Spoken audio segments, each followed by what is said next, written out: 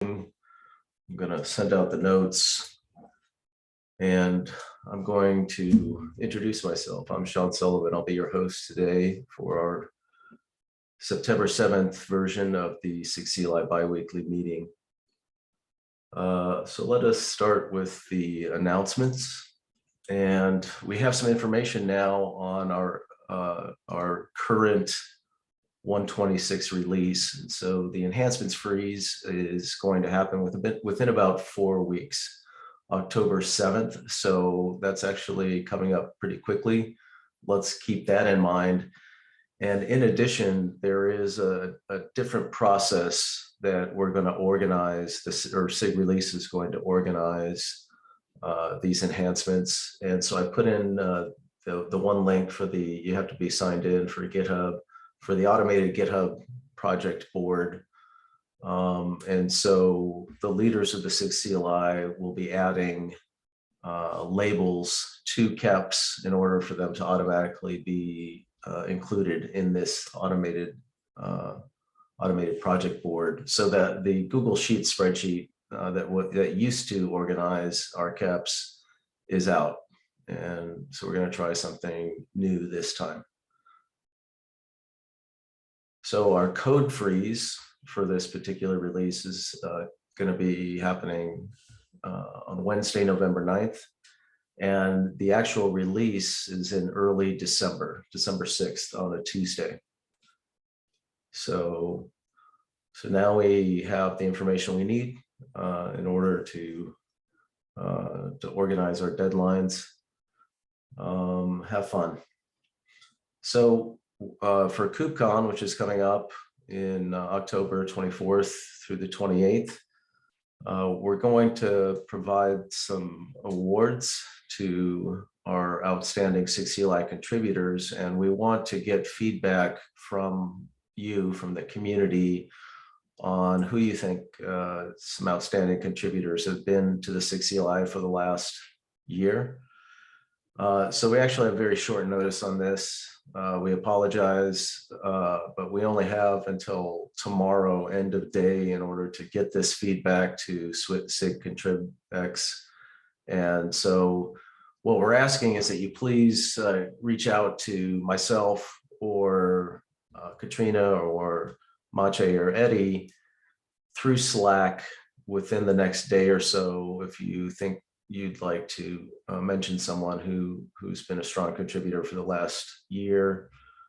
This is for the contributor awards that should be happening at KubeCon shortly. Is there any questions on that?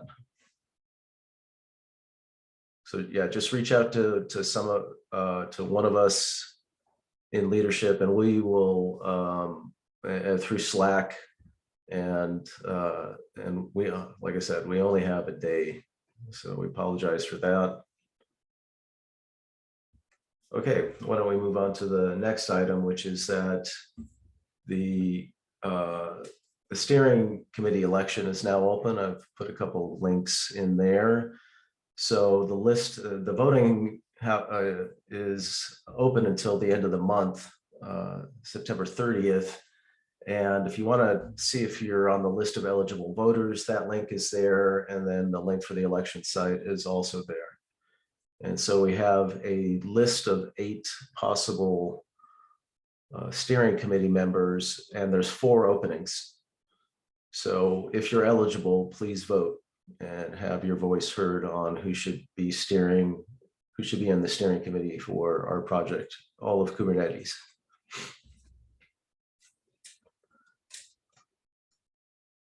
So before I move on, those were the announcements that I thought should be announced.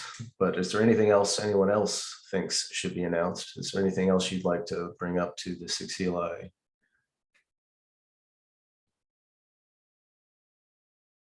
Okay, so the next item is that we're going to introduce new members. So if you're new to the SIG CLI or you haven't been here for a while, and this is your opportunity to formally meet your SIG CLI colleagues.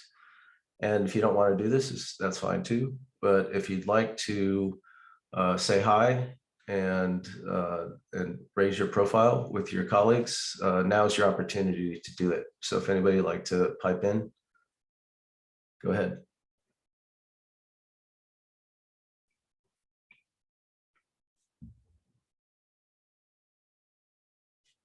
Okay, doesn't sound like we have any of those today. So let's move on to the topics. And the first one is Brian is going to talk about internationalization, and I'm going to try to bring up the link. Okay, is that visible, Brian? Yes. Yeah. Okay, so yeah, so this is a pull request that was opened I don't know how long ago, recently, I guess 10 days ago. And I don't know that the pull request itself is, so the spirit behind the pull request is that our translations are incomplete, and when they are so incomplete for a certain language, so in this case Japanese, that it's just not a good experience. And so the pull request was to take out internationalization, which I'm not proposing, but I guess I think the point is valid that, and if you scroll down, Sean, I asked him for if he could post an example, or maybe there's an example in the yeah, scroll down. He gave some examples down at the bottom here. Yeah, and please expand one of that, maybe that first little caret there yeah, there you go. And so you can see here, like most of it is English, but then like one or two of the help texts are in Japanese. I'm not, I don't know Japanese. I don't know if that's accurate or not, but as far as just like the mix of languages, I guess the point is that, is it worth trying to do an incomplete translation for a language versus should we not try to do a translation if it's not going to be complete, I guess is the question I'd like to bring up. Any thoughts on that? So I have a couple of points that I'd like to make. Number one, I believe we have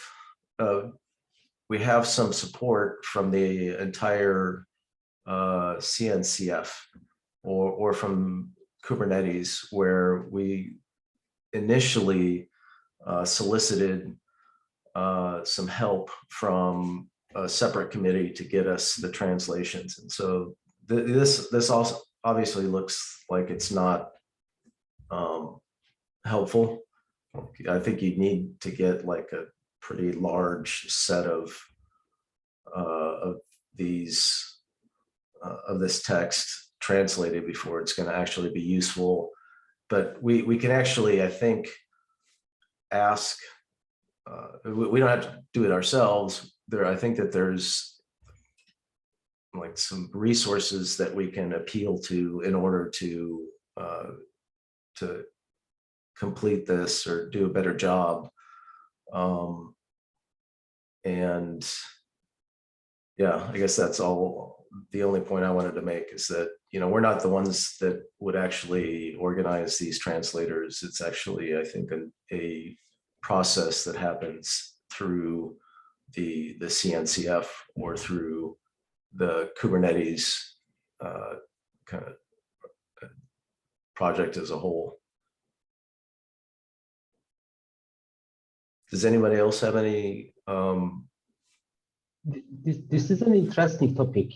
For example, my native language is Turkish, and I can translate all of kubectl commands to Turkish, but I need to find someone to approve my PR also should know Turkish to evaluate it.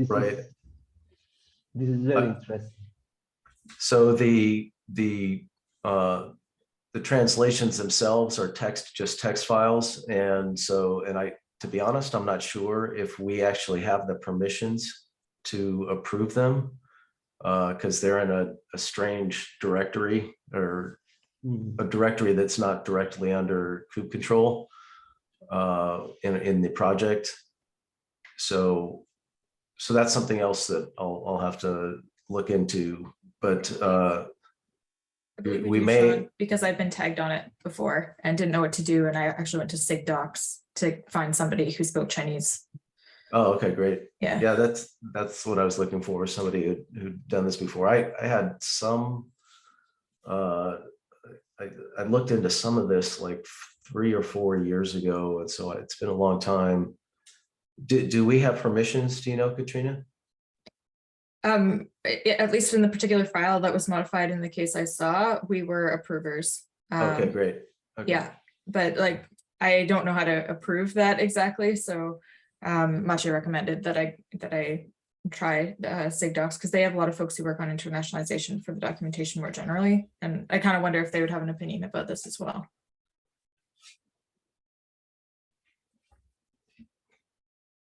So for this particular example, Brian, I would say that it would, for something where that we only have one translation that's not even complete, it might make sense for some of these translations, which are very, very, very sparse, to remove them entirely.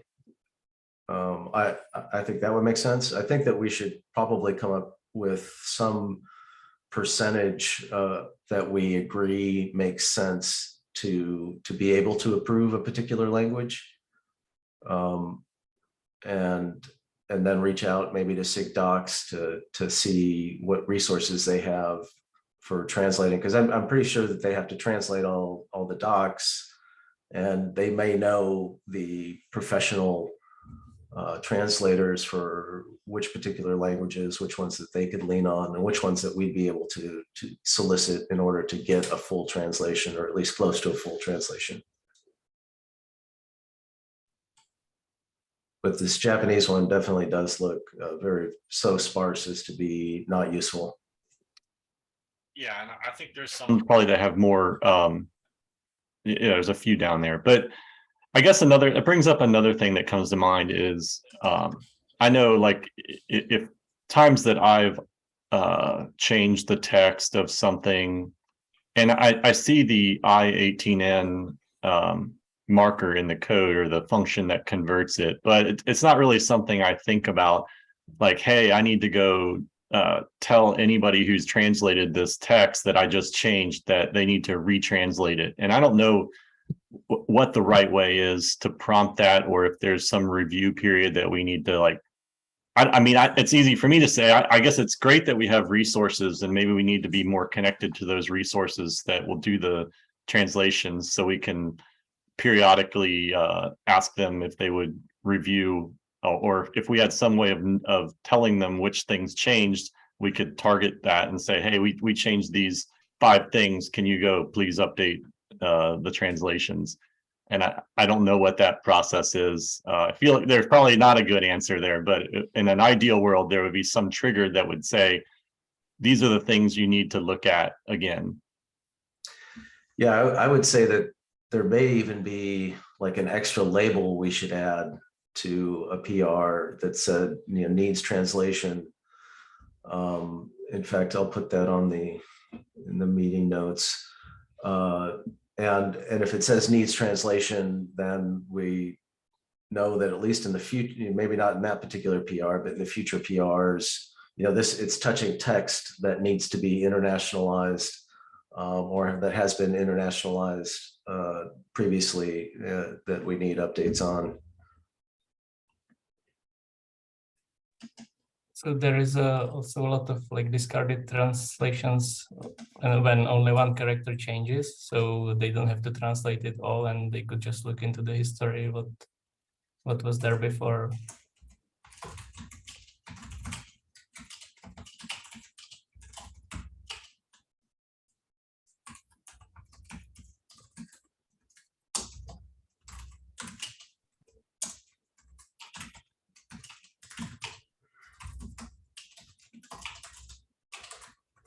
If the CNCF has resources, like you say, Sean, that is an interesting angle. Like, ideally, you might, if every single time one of the strings are touched, we need to recruit an army of people to translate all of these different languages, and it's probably a small string, it could make more sense to have, well, ideally be like automation that dispatches to like paid translators that could be reliably available to make this happen whenever we need it. Otherwise, I just don't see how the translations individually aren't going to rot, whether or not we label it.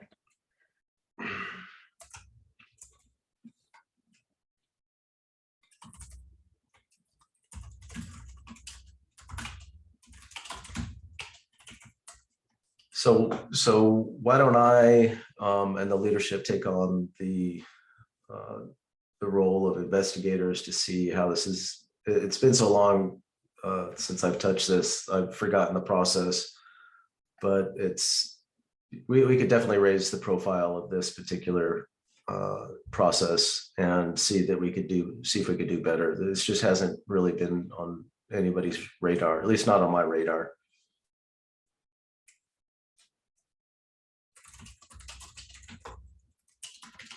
And I haven't even looked up, I haven't spent a lot of time looking at how the internationalization works. I know it's got the English text in there, and maybe that's why internationalization gets broken, because if we go and change the English text and then it no longer can map to, it can't find what it's supposed to map to, so then it just falls back to that English text. So it might just be a case of being aware of, or it almost seems like the international, when something is internationalized, it's like English should be also a language that's in internationalization, and then there's like a token that just points to that, and that token never changes. So it could be like the token would be like run help or something, and that it would go look up the English version of run help for English.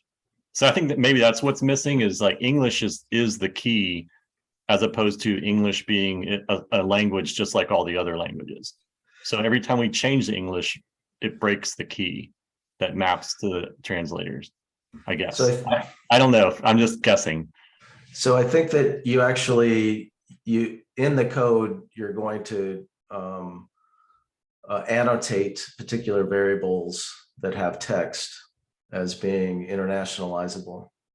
And then, so for each one of those variables, so then there's going to be a separate translating file that's going to say this particular string variable, this is the Japanese text, this is the Turkish text, this is the English text. So unless we code the variables, the string variables, to have this particular property, which I haven't looked at it in a long time, then it won't be translatable. So yeah, I think the problem still stays the same. For example, if you have a text to something and you add optionally in English, it should discard the other languages that they don't, because they don't have it. So I don't know if we can help this if we add the key, because right now the key is the whole string is the key. okay. Okay, so why don't actually, I'm going to add this topic to the next meeting, if that sounds okay, Brian, just so we could circle back with some more information about this and make sure that we are addressing that. Does that sound reasonable? Yeah, it does. And I can do some more research into it as well, and maybe come back with some more information. So yeah, I think there was some good discussion today, and I learned that we have resources available outside of our team that can do the translations, and it's a good starting conversation. I guess if other people come up with ideas, that would be great for next time too. And what do we think about kind of reverting translations that are really sparse and probably not very helpful? I would support that. Like in particular, the Japanese translations for coup control look so sparse as to be not helpful. If I remember correctly, I think most of them are very sparse. Oh, really? Yeah. Okay. Because I think it's the small, mostly the small updates. When somebody just updates, maybe adds a dot to the string, it discards the translation completely. So maybe the translation was there and just somebody needs to make sure it is still the correct one. So most of them were discarded over time if there is no maintenance of it. Okay. Okay, I'll put this item on our next meeting, and we should investigate and look in deeper into how we do better here. And we should put off, I think, making any decisions on whether or not we remove these translations until that time at the earliest. Does that sound reasonable? Yeah, it sounds good to me. I'm also curious, I guess maybe it's just some takeaway too, is like maybe just look at some other tools in the ecosystem and what they do for internationalization. Do they attempt it? Is it worth doing? And that's not, I don't know, that's a question I can answer, but is this something worth doing? And if it is, how do other tools do it?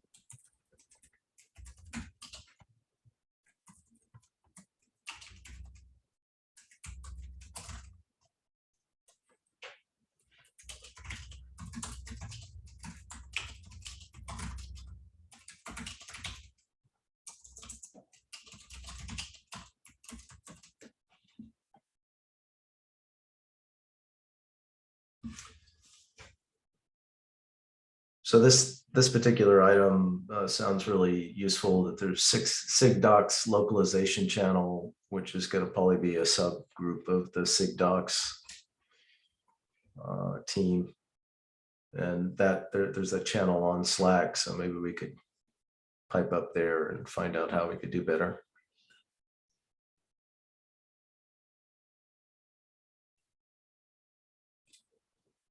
Okay, I'm going to put this item on the next meeting so we can revisit it. So Katrina, would you like to talk about kubectl customize? What we're going to do for V5 of customize? Yeah. So where this discussion comes from is there's a series of things in issues recently that came to the attention of myself and the other maintainers, where somebody's reporting something as a bug that I would say is a longstanding behavior that the maintainers agree is incorrect or harmful. So similar to some things that we see on kubectl for sure.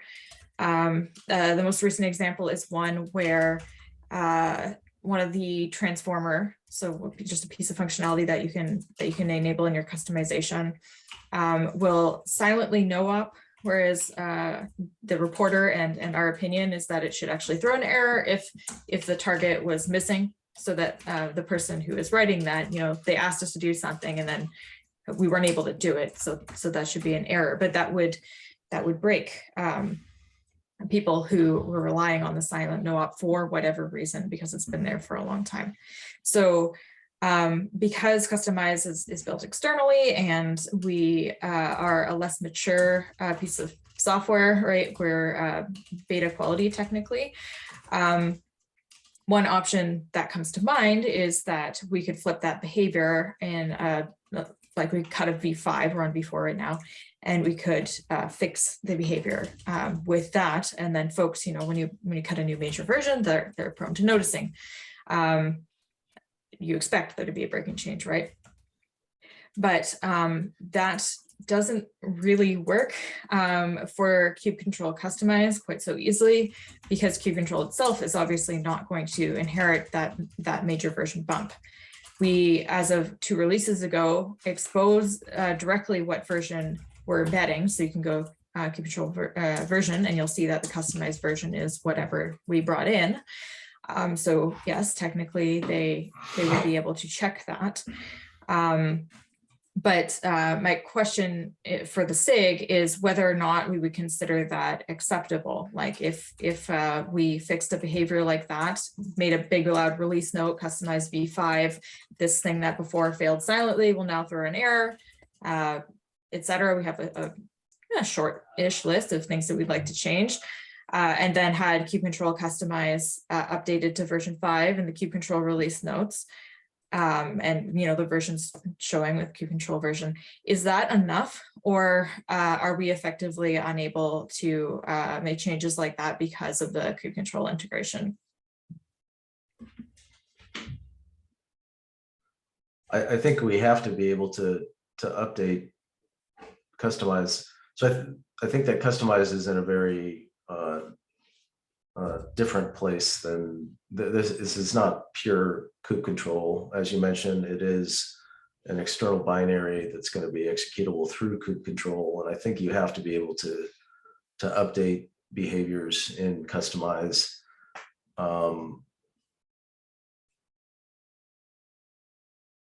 Yeah, I understand how you'd want to be more conservative when you're invoking it through kubectl.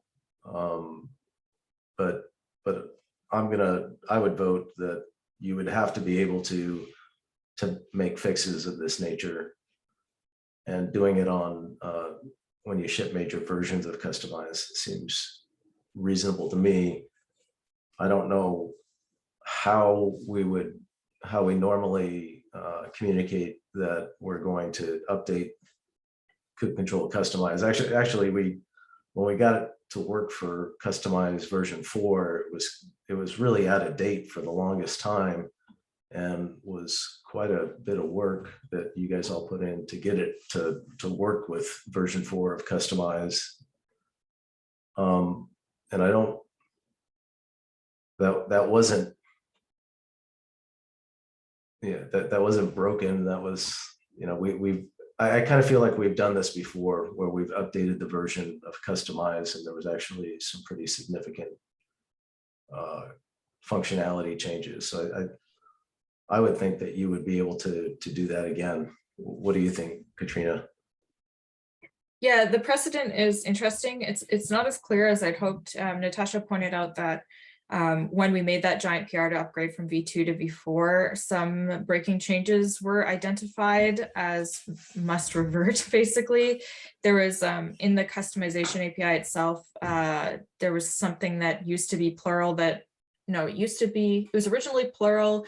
By V4, it had been made singular, and they had to restore the plural version, which maybe that was on the basis of like, that is very easy to support both, just reduce user pain, why not? But the fact is 2 major versions had passed between there, and they were still asked, maintainers at the time were still asked to make that change for compatibility. So situation I don't want to find myself in is that I cut V5 that changes these behaviors, but because customization itself is still V1 beta 1, and we're still bringing that in, we make the PR to update kubectl, and we're told we actually have to do all sorts of things that then become extremely difficult to maintain because of the integration.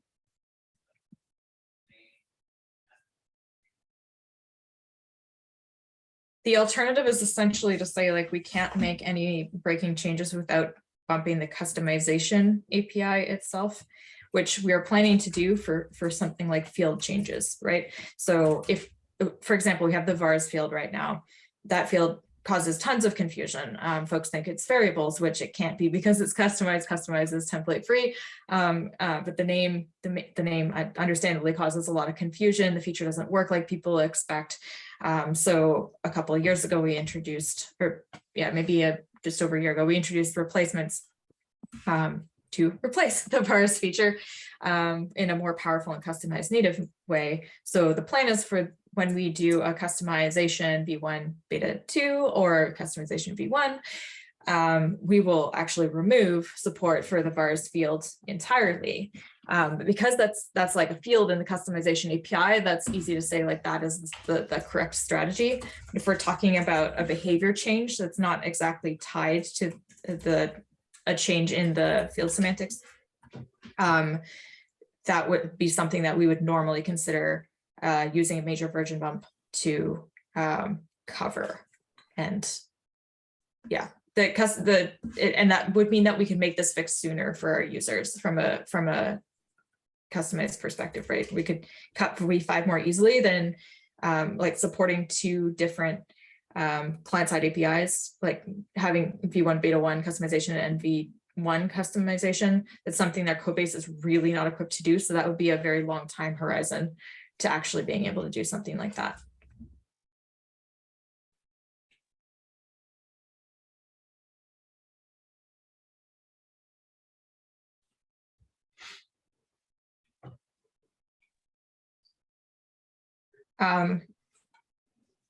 So I guess, does anyone disagree with the opinion Sean voiced earlier that we can make changes like that? Like causing an error to be thrown where one wasn't thrown before. There's another one where there was a sort of environment variable consumption bug in like deep in our code that we have a deprecation warning out that is in the current kubectl customize that we just like to patch and do that as part of V5, like potentially for inclusion in the next release. Does anyone think that that will be a serious problem? I think what we probably want to avoid is having to support two different versions of customize within one version of kubectl. Yeah, I think that wouldn't be possible because it's not actually doesn't shell out, right? It's actually integrated at the API level. So we're bringing in customized code into kubectl. Right. And we're gonna want to be able to rev the major versions of customize.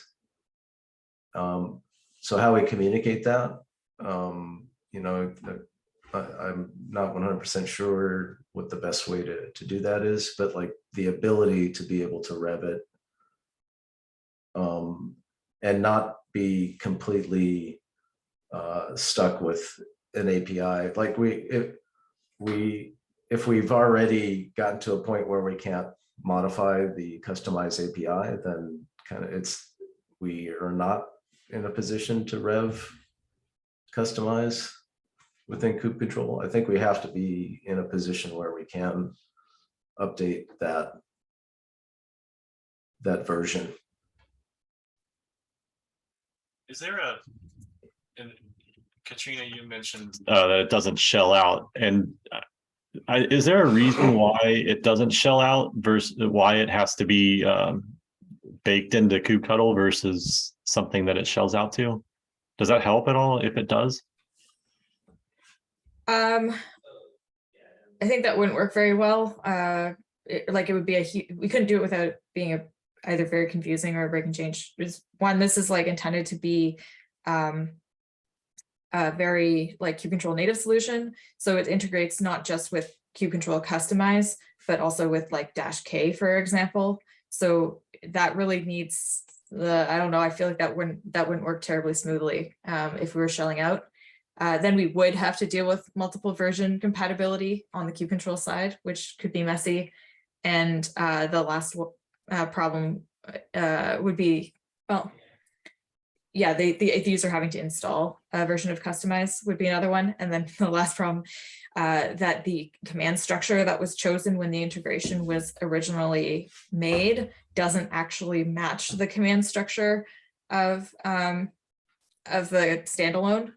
So the easiest example is like kubectl customize is the equivalent of customize build. So there's like a missing argument, and then not all the flags are brought over. So I tried to simplify it in my explanation, but it's actually triple version. We have the API version, the customization kind version, and the CLI version. They're actually 3 different ones. And we sort of try to make our users' lives simpler by referencing the CLI version in a kubectl version, even though that's sort of a lie because it isn't the exact same thing. It's like the equivalent CLI version. Okay, thanks for the explanation. I think if we also, go ahead, Sean. sorry, just one more drawback to shelling out would probably be security. If we're shelling out to some particular binary, you know, whether it's customized or whatever, then you also might have some kind of security breaches where we're running, you know, some random binary that has permissions to talk to the cluster. Sorry to I interrupt. was thinking of it like as equivalent to a plugin, but it's not just equivalent to a plugin because of the things that Katrina mentioned, and not just, well, the dash K, but also the remapping of the command to the subcommand build, and that changes things a little bit. So, but your point is right. Yeah, it's just basically we're shelling out. That's another security, potential security hazard. Yeah, and Customize itself like has features that we've really wanted to keep tabs on in the past. Like one breaking change that we really did make was to the Helm integration with Customize. Even though, yeah, it broke tons of people, we had to change it because it was insecure in the way that it was shelling out. It didn't require an adequate amount of end user validation of the command that we're going to run.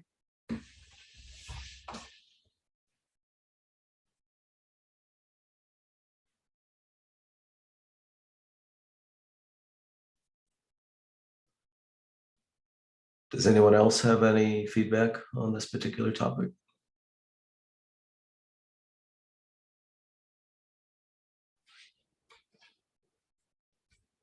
Katrina, did you get any ideas on, or do you think that you're closer to any closure on this, or is this some item that we also would want to revisit?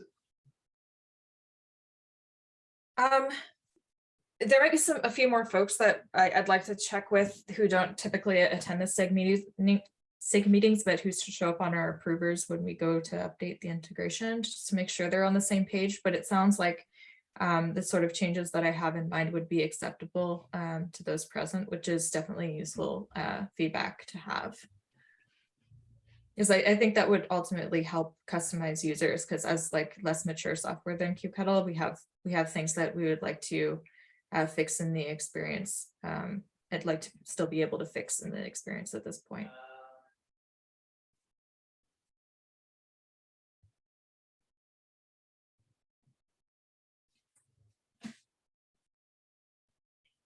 And of course, we're saying, like, we still do share the philosophy of like, we don't want to break users if we don't have to. Like, we consider all changes like this really carefully and are hesitant to make them, and want to make them very clearly if and when we do. Yeah, it feels like, to be honest, kubectl Customize, or the kubectl -K has a slightly different standard on the whether or not we break particular users, just because it is a completely separate set of people who are using this, and we've modified it actually in major ways before.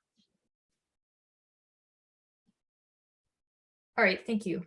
Thank you for the conversation. It's very helpful.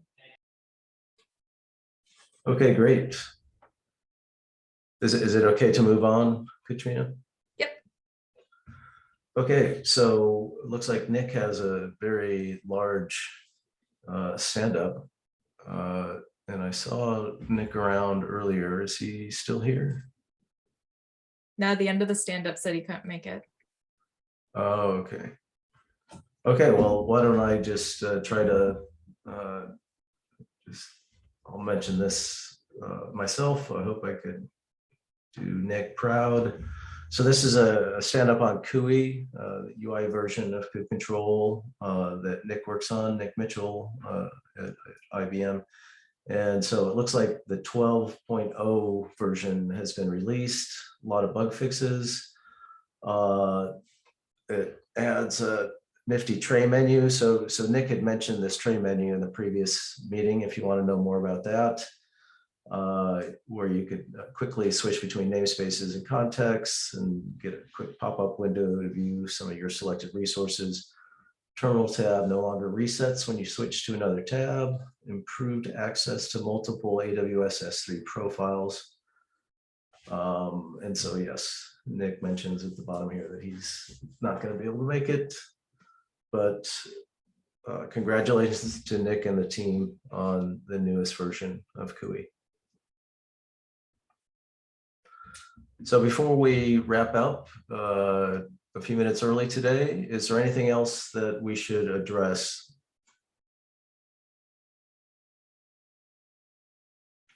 Okay, I'm gonna stop the recording and